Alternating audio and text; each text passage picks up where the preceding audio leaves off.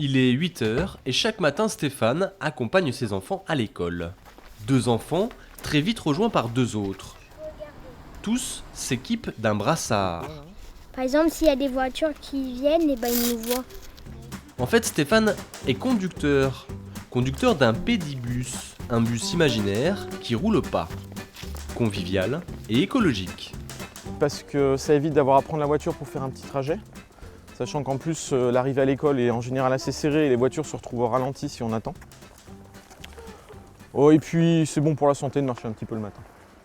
Sur cette ligne, 4 arrêts, 2 à 3 accompagnateurs pour conduire une dizaine d'enfants. Distance maximum à parcourir, environ 1 km. Et ces enfants préfèrent-ils marcher ou prendre la voiture? Marcher. Ça dépend. Ça dépend. Ça dépend de quoi? Quand il pleut ou pas. Oui.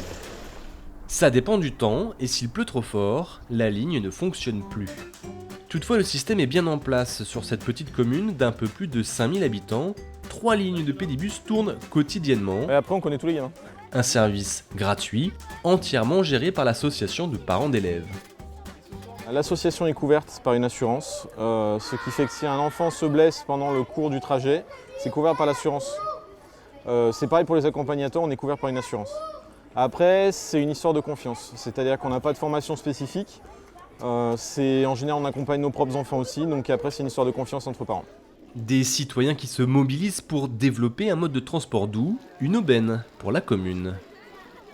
On essaye à Clapier de privilégier les déplacements doux. Alors les déplacements doux, ce sont les déplacements à pied, à vélo, à trottinette, à roller, enfin un peu tous les déplacements.